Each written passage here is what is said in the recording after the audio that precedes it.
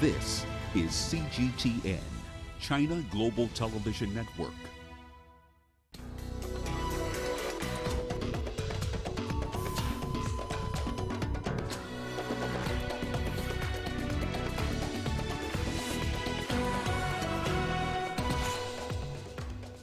Coronavirus infections rise dramatically in South Africa despite early containment measures. Egypt embarks on producing its first locally made drug to help treat COVID-19 patients. And we'll tell you why conservationists are opposed to the fencing of a section of Nairobi National Park. This is Africa Live. A warm welcome. I am Peninah Karibe. Joining me in studio with the business headlines is Uche. Thanks, Peninah. And here's a look at what's coming up on Africa Live Biz. China becomes the first country to record economic growth despite the coronavirus pandemic. And stay-at-home orders fuel an e-commerce boom in South Africa. Of course, all that and more coming up within the program. For now, it is back to you, Peninah. Thank you, Uche. We begin with a continuing coverage of the coronavirus pandemic in Africa. The World Health Organization says there have been more than 100,000 new cases of COVID-19 in the continent over the past week. 3/4 of these cases have been reported in South Africa. Infections there have surpassed the 300,000 mark, making South Africa among the top 10 worst affected countries globally. The increases are happening despite the early implementation of one of the strictest lockdowns in the world. The WHO also named Lesotho, Namibia, Madagascar, Burundi and Angola as countries reporting high numbers in the past week. As part of efforts to slow down the spread of the coronavirus, South Africa has reimposed an alcohol ban and announced the return of a night curfew. Earlier, we asked our Johannesburg correspondent Angela Coppola how this could help the country deal with an upsurge of COVID-19 cases. Well, as you mentioned earlier, there is an issue here. In fact, between Tuesday night and Wednesday night, some 12,757 new cases were reported.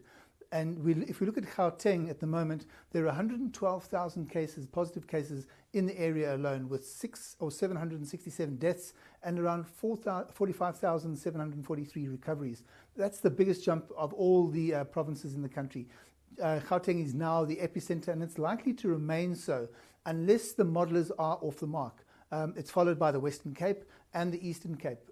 The Western Cape, of course, still has the highest death toll at around 2,467 people, but the national death rate is still relatively low, despite the country being in fact, the top 8 in terms of the total number of positive cases. Gauteng, of course, is now scrambling to make sure that it's got enough of the right types of beds and medical support, people like the staff that are needed, the doctors, the nurses, and of course oxygen that is going to be needed. Well, look, let's just quantify what those numbers actually are in terms of the South African police services. There were 7,021 positive cases out of that total of 311,000 cases nationally in the police service. But worryingly, there 4,949 members are still in isolation. There were 2,021 recoveries and around 150 have been hospitalized, but 53 people or police officers have died. Most of those deaths have occurred in the Western Cape, Gauteng, the Eastern Cape and KwaZulu-Natal. And according to Becky Cele, the SAPS police minister, that's where most of the problems are in terms of crime rates, which have been escalating. And they're in that order too. Cele also said that criminals are using the pandemic as a cover to commit more crimes. But by its nature, police work involves interaction with the public, and the wearing of masks by SAPS officers is sometimes the last thing on anyone's mind. After all, they're out there to prevent crime, so grabbing a mask when they're trying to catch a bad person won't be top of their minds. But it has been suggested that the police officers actually need constant reminding and reinforcement about taking those personal measures to protect themselves so they don't get contaminated, because if they do get infected, that's one less cop on the streets. Well, look, the ban on the sale of alcohol is an attempt, we're told, to reduce the number of people that are going into emergency rooms after hours. The authorities are also suggesting that reinstituting the curfew is an attempt to get people to stop having parties, to stop drinking, and then to drive home. It's also now against the law to wear a mask. So you can in fact get fined or sent to prison for that. In terms of other restrictions on the horizon possibly, well, there's a big drive by the teachers' union to close schools until this current peak has actually passed the country. Government, of course, isn't budging just yet, and I've been reliably informed that the Minister of Higher Education has said that abandoning the current academic year isn't an option. It's not an option. The truth is that most teachers are being infected, and that's more teachers are being infected, in fact, than learners. Now, here in Kenya, the country has recorded nearly 600 recoveries within the last 24 hours. They include 512 patients on home-based care and 58 discharged from various health facilities. The total number of recoveries now stands at over 3,000. COVID-19 infections in the country have just risen to more than 11,000 after 421 more patients tested positive for the disease. 217 patients, however, have died from the disease. Meanwhile, Tanzania says it is winning the war against the coronavirus pandemic. The government has closed 74 of its 85 coronavirus treatment centers across the country following claims of a significant fall in the rate of infections. CGTN's Isaac Lukando brings us more on this. Tanzania's government has closed many of its centers designated to treat coronavirus patients across the country. It claims that the number of coronavirus patients at the centers has fallen, with some reporting 0 COVID-19 admissions in over a month. However, it is asking the public to remain cautious. What I and my team at the ministry fear is a second wave, because we have almost controlled this disease, but there is a possibility of it spreading fast again. The Tanzanian government last issued statistics on coronavirus cases in April. At that stage, it confirmed 509 infections as well as 21 deaths since the outbreak began. On the streets of Dar es Salaam, business is returning to normal. President John Magufuli also ordered the reopening of schools on the 29th of June after 3 months of closure. I feel good because I am a businesswoman. Before the closures, I feared seeking and distributing my products, but when I heard about the closing of the centers, it gave me confidence. I am grateful to the Tanzanian government because I can now source my products and distribute it to my clients. News of the closure of COVID-19 centres is comforting. It's giving us the courage to go on with our activities, business, work. The government has even agreed to reopen schools, so for us this problem has reduced. While Tanzania has lifted its COVID-19 restrictions, the World Health Organization has raised concerns that if such measures are relaxed too quickly, COVID-19 cases could start increasing rapidly. Due to concerns about COVID-19, the US and British embassies in Tanzania have asked their personnel and families to exercise caution in their day-to-day activities. Some of their nationals have left the country. However, the government says Tanzania is safe. It has reopened its skies, allowing international flights and tourist activity to resume. The World Bank recently declared Tanzania a lower middle-income country. The government hopes the closure of its COVID-19 treatment centers will allow the country to focus more energy and resources on maintaining and growing its economy even further. Isaac Lukando, CGTN, Dar es Salaam. In Uganda, plastic shields on motorbikes could soon be introduced as a means to curb the spread of the coronavirus. The East African country has so far recorded more than 1,000 COVID-19 cases. Leon Senyange reports. Riding on a motorcycle is often the most effective way to get around in many towns in Uganda. Since the COVID-19 lockdown in March, motorbike taxis, commonly known as border borders, have been restricted to transporting commodities. Some won't be leaving anything to chance regarding infections when they are finally allowed to carry passengers. With this plastic shield, they say they can prevent the spread of the coronavirus. Even when you have a passenger, you are not close to each other. You cannot get sick before everybody needs to have a mask. We have sanitizers too. We spray everything. Dixon Ngirani is behind this innovation. He says the plastic partition has been designed to suit the comfort of rider and passenger. Before this coronavirus, people would move freely and you get into touch with contact, put hands on the rider, But once this shield is put in between the rider and the passenger, there's no direct contact. Even if you cough, even if you spit, even if you do what, even if a rider spits, there is no direct contact. The shield will cost about $20 a piece. These border shields are yet to be fully rolled out. With motorbike taxis like Luaga's already using them, there is a sense of protection, but safety concerns still remain. According to Uganda Traffic Police reports, motorcycle taxis are responsible for a high number of road traffic accidents in the country. And authorities say the addition of the shield could be a cause of injury in case of a crash. Siraj Nkwanga, who already owns one, sees it differently. The president was concerned because he thought this was made of glass. It is plastic. The president has not yet seen it. The authorities need to know that. Uganda is gradually reopening for business and for passengers like Mebo Katushabe, moving about with this kind of protection eases their transportation anxieties. Because of this guard, we are safe, and actually, when you hold yourself here, you feel more comfortable than being without anything. While lockdown restrictions on public transport have been eased, motorbike taxis are still not allowed to carry passengers. For Siraje and Luaga, the opening up will find them prepared. Leon Sanyanga, CGTN, Kampala, Uganda. Egypt says it's in the process of producing the first locally made drug to help treat COVID-19 patients. The development, if confirmed, will be a major breakthrough for the North African country's efforts to counter the coronavirus pandemic. CGTN's Yasser Hakim has the details from Cairo. The news came as a pleasant surprise for many Egyptians who were unaware of the ongoing experiments.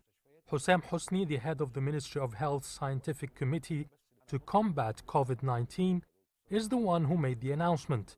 However, he refused to give any details until all clinical tests are finalized. But some experts say this could be a breakthrough in fighting the coronavirus. Egypt, like many countries, is trying to create its own drug. Work on the Egyptian drug began in June and it has reached an advanced level in July. It is still undergoing clinical tests, but according to the Ministry of Health, the initial results are positive. The reactions from locals concerning the latest development have been largely positive. For Egypt to be able to produce a completely Egyptian drug is extremely impressive, and it is a reflection of the high-quality researchers that we have here. This will serve as the fight against coronavirus and also have its economic benefits. If Egypt really succeeds in producing a local drug, then it will be something we can all be proud of. Egypt is the only country in the region that manufactures all the drugs it uses in local facilities. The latest is the American-made remdesivir drug that's used in treating extreme coronavirus cases. Egypt's Eva Pharmacy company has been given the license by the American Gillette company to produce remdesivir in Egypt. They've already started producing it and it is distributed to the hospitals, not to the public or pharmacies because it has to be under medical supervision. Remdesivir is known to cure cases in only 11 days, not the normal 15 or more. Remdesivir will be distributed to 127 countries from Egypt. Meanwhile, according to Hossein Hosni from the Ministry of Health, the new Egyptian drug is expected to be ready for use in a month's time. Hosni says he's optimistic that once the Egyptian drug is in the market, it will help eradicate the coronavirus pandemic from the North African country. Yes, Hakim for CGTN, Cairo. You're watching Africa Live. Time for us to take a quick break. Here's what's still ahead. Alleged conflict of interest leads to the resignation of Tunisia's Prime Minister. And we look at how Somalia's political landscape has evolved during 60 years of independence. don't find the stories of North Africa by sitting on the sidelines. You've got to get out, go there, and you'll find them. In the bazaars of Casablanca, among the crowds in Cairo, who come to visit Cairo, the ancient capital of Egypt. Along the waters of the Nile, along the sands of the Sahara. No one else will take you where we can in North Africa. No one else will show you what it's all about. CGTN, see the difference.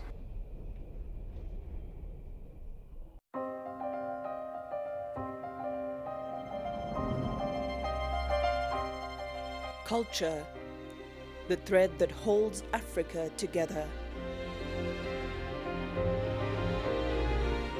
Every corner of the continent has its own story, from the colorful threads in Morocco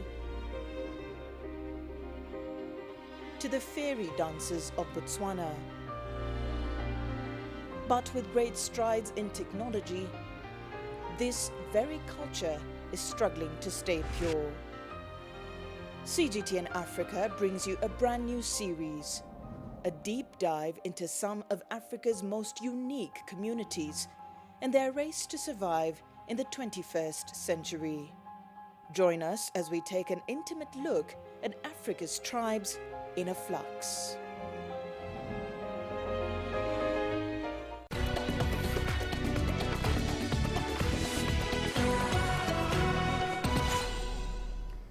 Tunisian Prime Minister Elis Fakhfakh has tendered his resignation to President Kais Saied.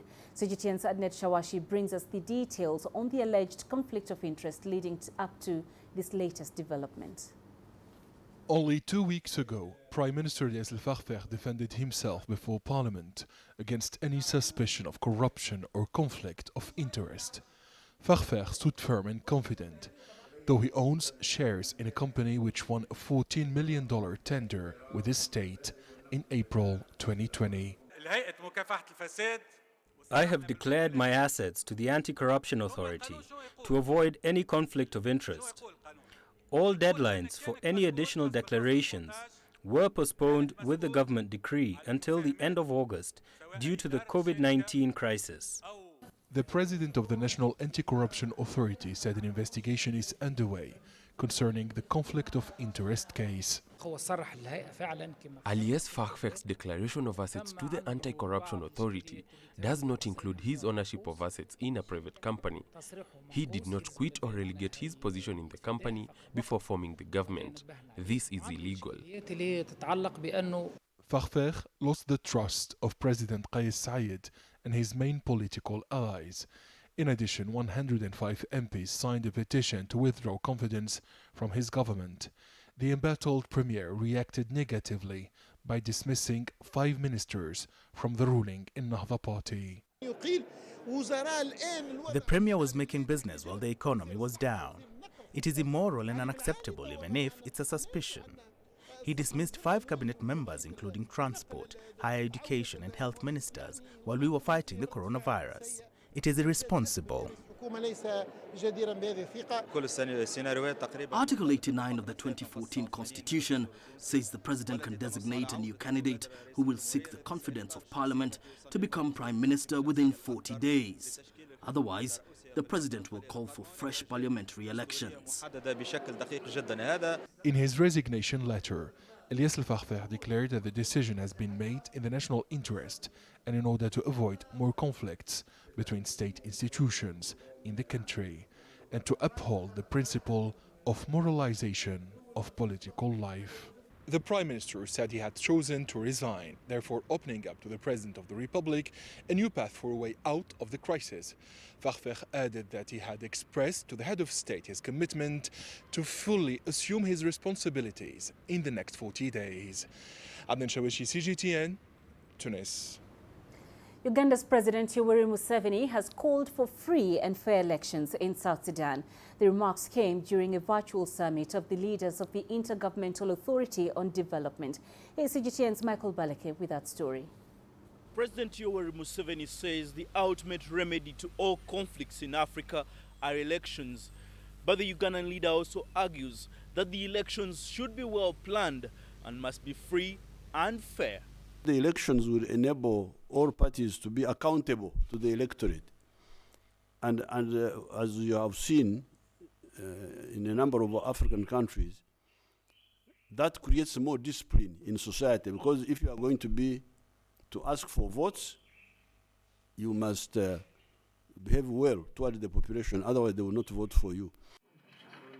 President Museveni made direct reference to South Sudan. In February this year, the South Sudan President Salva Kiir and his rival Riek Machar signed an agreement on the establishment of a transitional government, ending a 6-year civil war that killed hundreds of thousands and displaced millions. President Museveni also used the opportunity to call upon the 6 IGAD member states who are mediating the crisis talks in South Sudan to work together to develop a vaccine, produce their own diagnostic tools, treat and fight off the COVID-19 pandemic. We must get antivirals which kill the virus. That's what we need.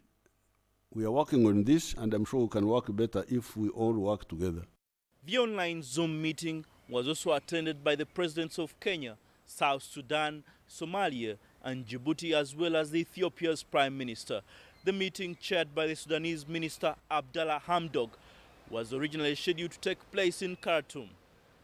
Michael Balekesi, GTN, Kampala, Uganda. To the Horn of Africa region, where Somalia's political structure has suffered a series of setbacks over the past decades.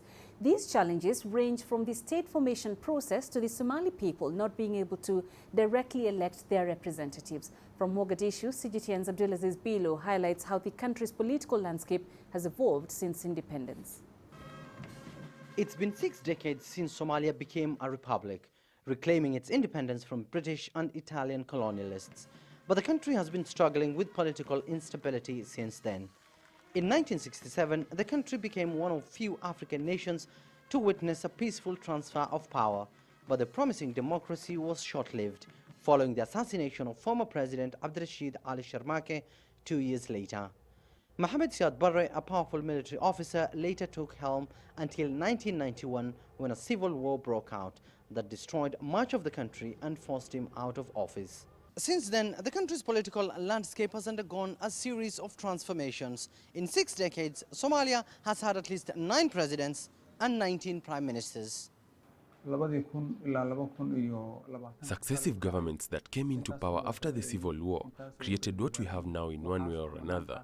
But as expected, it has its flaws. The country's politics has not been stable. Political bickering and instability has delayed state formation process. Each leader wants to have his way. Some want to bypass the constitutional powers and extend their mandate. This has been the issue. With the collapse of the government and no functioning institutions, clan elders had the final say. They handpicked representatives in parliament through a process known as 4.5. Power was divided among 4 groups, representing the major clans. The remaining minority clans were represented by a 5th group. But this coalition was also given just half of the political representation of the other groups, hence the 0.5. Members of parliament and senators were chosen along clan lines, and it was the same for top positions including president, prime minister, speaker and cabinet ministers. The process has been corrupt and manipulated on most occasions. It has been in place for 2 decades, and it's time to get rid of it. It was temporary, as the country was under warlords and armed factions. We need to abolish it and give power back to the people. In 2021, the country is expected to hold its first popular vote in 5 decades, where one person gets 1 vote. More than 300 representatives will be elected to parliament. But the opposition says the election won't be successful unless the country deals with Al-Shabaab. The militant group continues to launch attacks across the country and has threatened to disrupt the process. The electoral process is, however, backed by the international donor community, including the United Nations and European Union. Public participation at local and national level election is a step forward. Last election, 51 people elected each MP. If many people are included, we are inching closer to democratic representation. It is up to the public to demand for the popular vote and elect the leaders we want. If stakeholders agree on the electoral process, the next Parliament and Senate will have the first democratically elected candidates who will pick a president to serve a 4-year term. For now, the electoral model for the upcoming elections hangs in the balance. It remains unclear whether the public will have a say in the process or risk the country sliding back to clan-based politics. Abdulaziz Bilo, CGTN, Mogadishu, Somalia.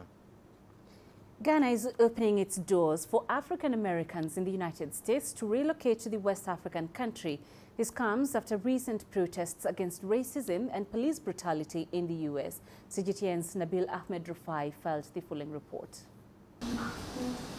Dr. Obadele Kambon was born in the United States, but in 2008, he left his birthplace to settle in Ghana after becoming frustrated with racial abuse in the U.S. That anti-blackness, right, in the United Snakes, as I call it, it was just, too much to put up with. So I said, I don't have to put up with this. I've been elsewhere. I know that there are other, opportunities and other places that I can live. So, Ghana called and I responded. Dr. Kambon says in Ghana, he does not have to worry about being arrested or killed by the police for doing nothing wrong. He points to the death of George Floyd at the hands of Minnesota police as an example of the risks faced by black people in America. Floyd's death has sparked protests against racial injustice. It has also reignited calls for people of African descent to return to Africa, the land of their ancestors. It shouldn't be just as a tourist, just as an investor. That's an exploitative relationship. It should be on the basis of when you come, you have the opportunity to come back to your birthright, which was stolen when you were kidnapped, when your ancestors were kidnapped so many years ago. And then as a citizenship, you can help to build Ghana from the ground up.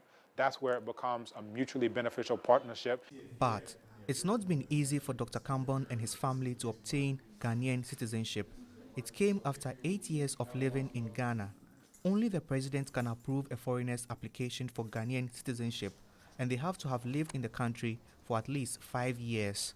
We are the Africans who are returning home, and this is our right, and this is part of the history of us returning home. Dr. Kambon says an easier path to citizenship could spur many people of African descent living outside Africa to relocate to Ghana, and also strengthen Pan-Africanism, a movement that unites Africans and all people of African descent. It's not the first time Ghana is reaching out to the people of African descent to come back home. Since gaining independence in 1957, the West African country has strived to promote itself as a leader in Pan-Africanism. The government says it is renewing the call for the African diaspora to relocate to Ghana so that they can escape the racial injustice that still exists in the West. Ghana's government is even offering incentives. It says 500 acres of land can be used to build houses for at least 1,500 families that want to relocate. Experts want the government to create platforms that will help the African diaspora embrace their African identity. I think that first question about identity and belonging construction from an African lens will tell diasporan Africans not only that I need to come back home, but Africa is my home. While we have diasporan Africans coming back home, on the continent, we need to make opportunities for continental-born Africans to stay at home and make their contribution to development. Dr. Obadele Kambon agrees a Pan-Africanism agenda is a key step towards getting other African countries to extend a welcoming hand to all people of African descent living in the West. Having found peace in Ghana, he hopes the African diaspora will return and settle in the continent they can always call home. Nabil Ahmed Rufai, CGTN, Accra, Ghana.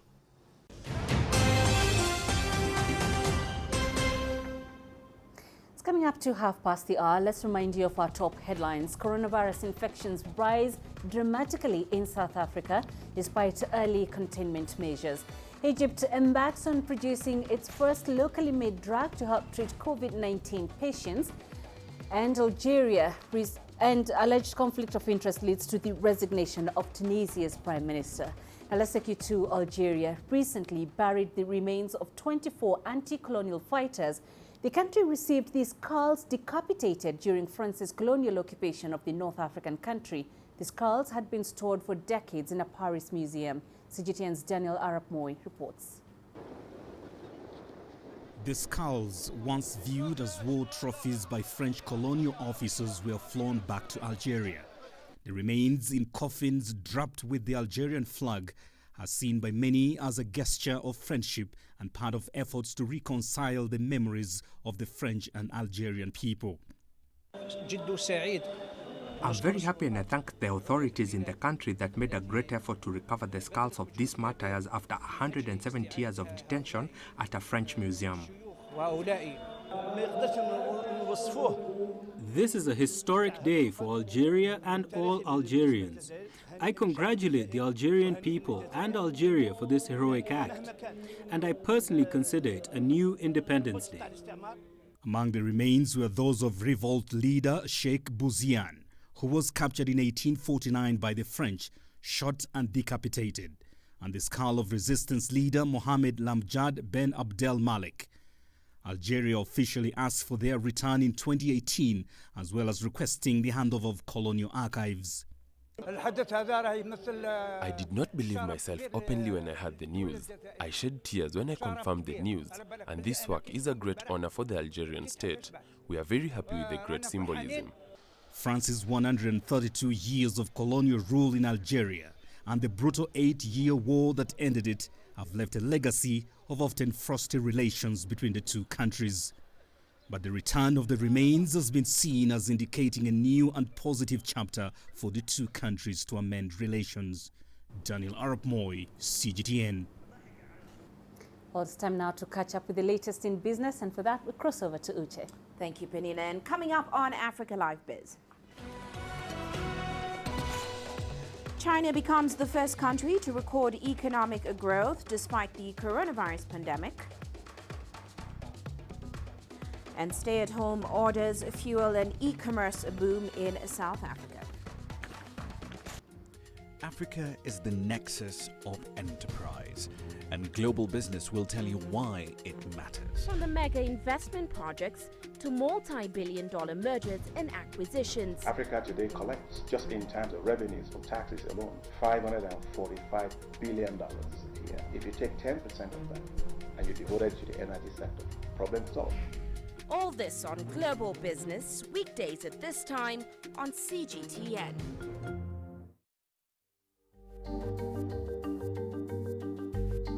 Africa Live. Find your voice.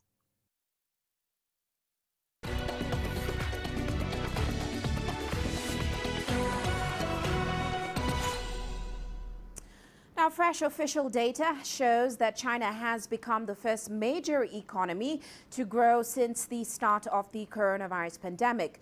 Now, the better than expected 3.2% expansion in the second quarter came as Chinese factories and stores continued to reopen after the lockdown triggered by the coronavirus pandemic.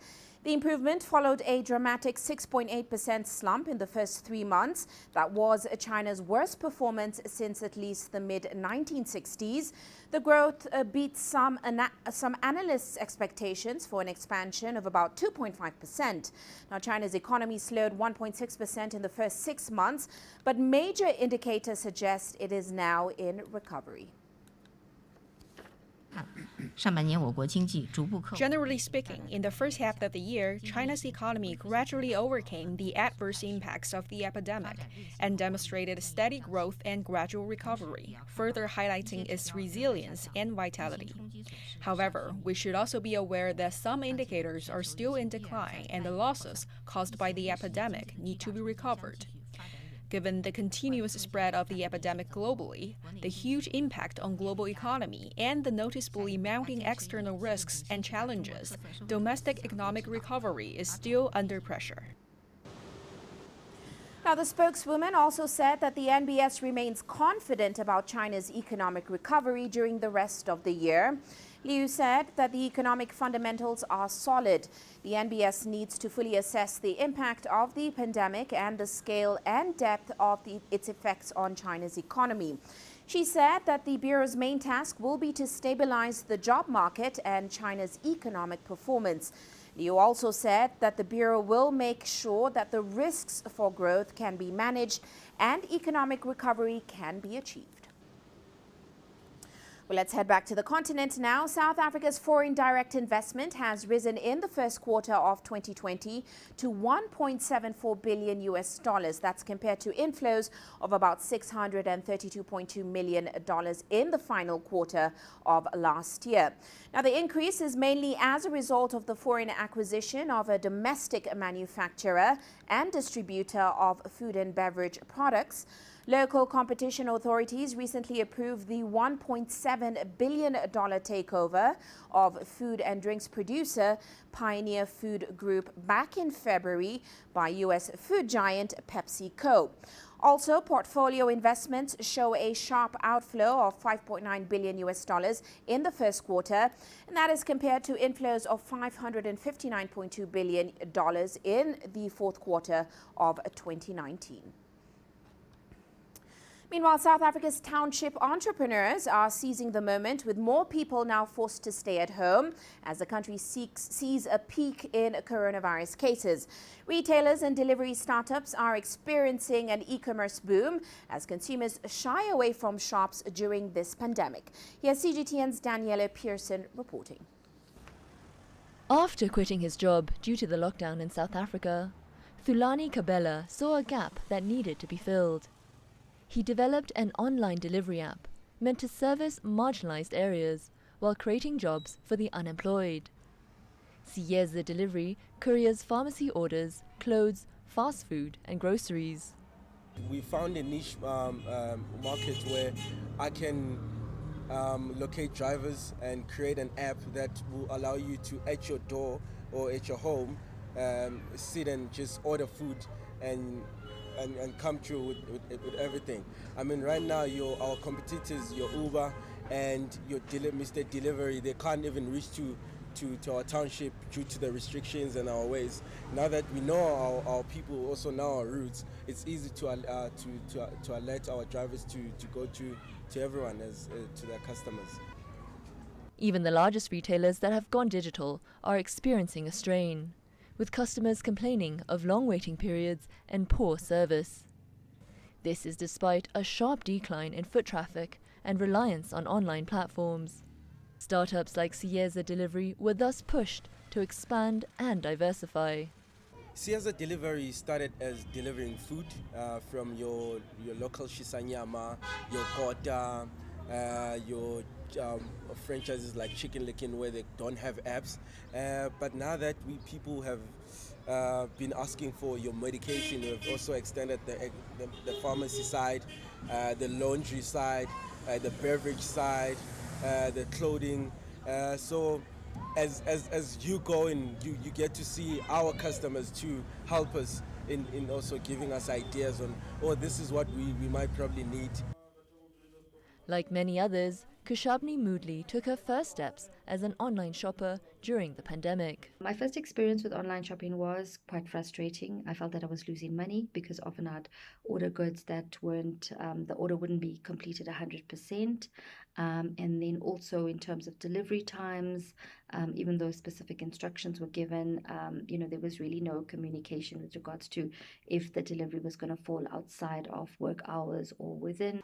Sorting out these growing pains could dictate which companies emerge from the pandemic as e-commerce leaders and which get left behind. We've seen a 30 to 40% growth in online sales since the start of lockdown, and that growth pattern is continuing to go on the up and up. We've noticed that people originally were just shopping online because they wanted to stay home and stay safe. But we've noticed more and more now that people who've never ever shopped with us before are shopping with us and now are coming back and continuing to shop with us. E-commerce accounted for just $1.2 billion of South African retail sales in 2019. This is according to London-based market research firm Euromonitor. That figure is expected to rise this year, with growing demand in the online purchases of goods and services. Daniela Pearson, CGTN. Meanwhile, South African Airways creditors have now approved a restructuring strategy. They will be adopting the airline's proposed business rescue plan. Now, part of the plan includes the government issuing a commitment letter undertaking to find the $960 million needed to get the airline off the ground. That was done on Thursday. Well, here's Angelo Coppola with more on that. There are questions about the fleet, as an estimated 35 aircraft have been returned to their owners. The rescue plan is also vague on funding for new aircraft. There's nothing in there that talks about, provisions for leasing new aircraft or acquiring new aircraft. There's nothing in there that talks about provisions for training of crew. There's nothing in there that talks specifically about how we're going to bankroll the losses of the initial years before they can turn a profit, if they can turn a profit. The unions are relieved that the business rescue process is almost over. We now have a lot of work to do, particularly with regards to the plan itself. There are some aspects of the plan that we're not entirely satisfied with, but we believe that some of those issues we'll be able to work through engagement together with the Department of Public Enterprises. However, the COVID-19 pandemic has added additional pressure to the rescue plan. So the very first thing that has to happen is government has to take a decision on reopening our borders and allowing for flights to start to resume. Because there's no point going off and signing leases on aircraft if the airplanes are just going to sit dormant on the ground. Similarly, there's no point starting to train up staff, pilots and cabin crew, if they're just going to lose their competency by sitting on the ground. One of the other sticking points is likely to be the new interim CEO, Philip Saunders. His appointment was announced by the Public Enterprises Department. Particularly because Philip Saunders is a member of the very same executive which has overseen the collapse of SAA. And we were very clear in our engagements with the DPE that this new South African Airways must be new in the true sense of the word. It must be new in the sense that it must be run by a completely new team of executives that don't have the baggage of the current executives. With that letter of commitment from the government, it seems that SAA is going to find a new lease of life. And that's the other thing, is government really spending the money wisely when we've got an entire aviation industry and infrastructure in the country that's on the verge of collapse? Airports need funding desperately. Our Air Traffic Navigation Service needs money desperately. Our Civil Aviation Authority, which is the safety watchdog, is on its knees financially, all because they depend on revenue provided by airline passengers and airlines. I'm Angelo Coppola for CGTN in Johannesburg, South Africa. Well, that is all for now on Africa Live Biz, but coming up later on Global Business Africa, we'll be looking at some top contenders from the African continent for the top job at the World Trade Organization. All that coming up top of the hour. For now, back to you, Peninah. Thank you, Uche. You're watching Africa Live. Still ahead, we tell you why conservationists in Kenya are opposed to a fence being put in a section of the Nairobi National Park. The greatest journeys, the greatest sights, the greatest adventures. Here in Panata, this weir allows the locals to walk on water. We're far more than just TV news. We're your passport to the wonders of Africa. To bring you stories of struggle, survival and hope.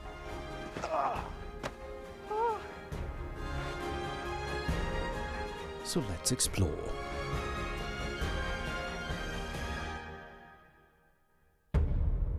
CGTN. See the difference.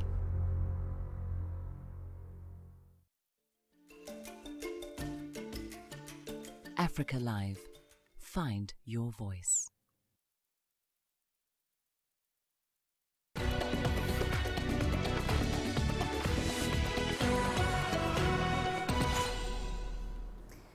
Here in Kenya, conservationists and nearby communities are opposing plans to fence the southern boundary of Nairobi's national park. They say doing this will block migratory corridors for wild animals. These are fresh footprints of a lion, probably a lioness. And then you can see the ones of the young ones here. The Maasai community says caves about 10 kilometers outside Nairobi's national park are frequently used by lionesses and their cubs. But the caves by the Enilinye River, a favored refuge for breeding lions, may be cut off for good. That fighting of resources and inbreeding among different lion families will lead to the decline of certain species. We used to have a lot of cheetah in Nairobi National Park back in the days. We used to have a lot of wild dogs, but due to that fragmentation of the wildlife habitat around and inside Nairobi National Park led to most of them going. You only have one cheetah now. Nairobi National Park was set up in 1946, about 7 kilometers south of Nairobi's central business district. The Kenya Wildlife Service has proposed a 10-year plan to fence land along the park's southern boundary. This has caused many conservationists to raise alarm over the move. So why don't they upgrade the current facilities without thinking of destroying the black rhino habitat? This is the only black rhino sanctuary in the whole East Africa.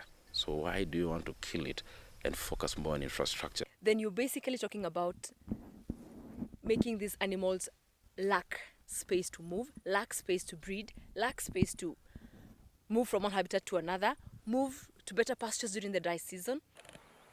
As the city has expanded around it, the park has been fenced on 3 sides. But the southern side has always been open to allow for the movement of animals.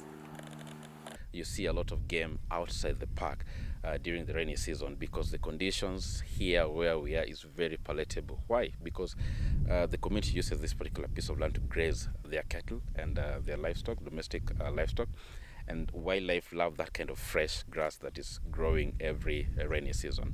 The conditions inside Nairobi National Park are not palatable for wildlife to stay inside. The plan proposes to fence in willing landowners, and if they refuse, only the park will be closed off. For many of them, this will end the freedom to move across wide swathes of land, which benefit both wildlife and the local Maasai herders.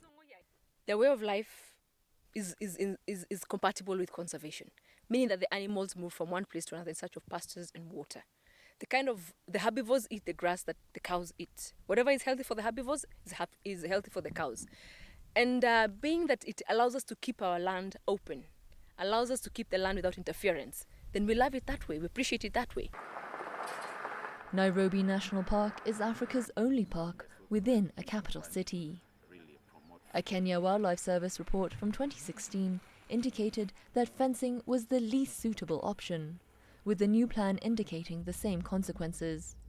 However, the proposal still remains in place. Daniela Pearson, CGTN. Coming up in sports. Makarapa hats still a big part of football a decade after first World Cup to be held in Africa.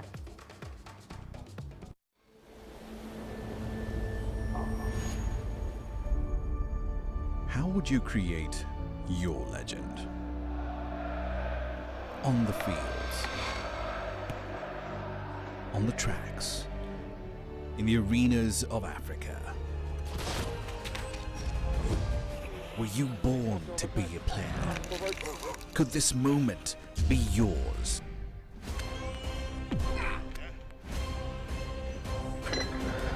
Sports Scene. Find your game.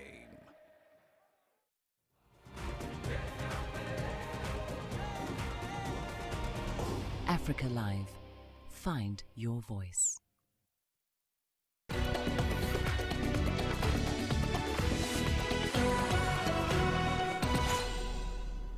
We start in South Africa, which 10 years ago hosted the 2010 FIFA World Cup. It was a special moment for Africa as it played host to the tournament for the very first time in history. The tournament brought hope, unity and inspiration to millions, but also introduced a unique piece of South African headgear, the Makarapa. CGTN's Julie Shire has more. It's been 10 years since it was time for Africa. South Africans welcomed more than 3 million spectators from all corners of the globe as the World Cup made its continental debut. There are so many great moments and memories of the 2010 FIFA World Cup that it's hard to pick one. But as South Africans relive their memories, the Makarapa hat certainly left its mark and can still be spotted at any soccer game. The makarapa is a redecorated miner's helmet. It's been a symbol of South African soccer for the last 4 decades and won the hearts of local and international fans at football's most loved spectacle. Most of these products, like makarapa, were actually not very popular in the townships and also in the elite sports level like cricket and rugby. But since then, it influenced even the other sports to start adopting makarapa. It became a symbol of recognizing South African and their commitment to football. Sales surged as fans got behind their teams. For local artists, it was a boom. During that time, it was fascinating for us artists. It was like the world was open for us artists. The demand was too much by then because everybody was fascinated by the World Cup. Even now, it has changed from being a World Cup thing, because we used to do it for World Cup, for going to stadiums, just typically going to stadiums. But now we can use them for awareness. You see, even now there's this sickness for corona. To celebrate the momentous time, a special edition helmet has been designed. Now we've got quite a big kind of a meter-sized makarapa. Makarapas to me was the entire buzz around World Cup. Apart from the soccer was the interest in South Africa, and it was the interest in the townships and the interest in South African art. And makarapa to me, I'm a bit biased, but stood head and shoulders above everything. The memories of the 2010 FIFA World Cup are still vivid in the minds of South Africans.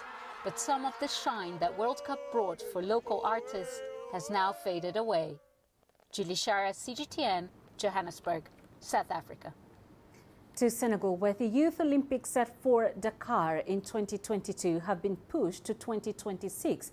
The decision comes after Senegal and the International Olympic Committee agreed to postpone the Games due to the coronavirus pandemic. The postponement of Dakar 2022 allows the IOC, the National Olympic Committees, and the international federations to better plan their activities, which have been strongly affected by the postponement of the Tokyo Olympic Games. Meanwhile, IOC President Thomas Bach says they are fully committed to staging the Olympic Games in Tokyo next year and will be considering multiple scenarios to ensure safety.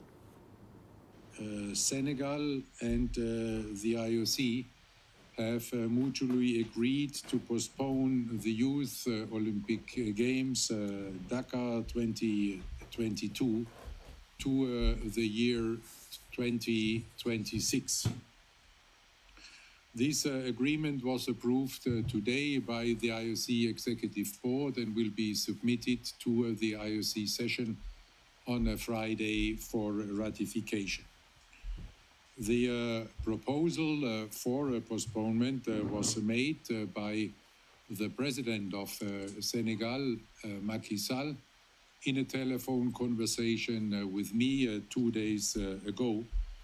And I welcomed this move by President Macky Sall. And after an in-depth discussion on the subject, we decided then to establish as the new date 2026. In the Spanish La Liga, Barcelona has not yet given up hope of winning the title as they prepare to host Osasuna.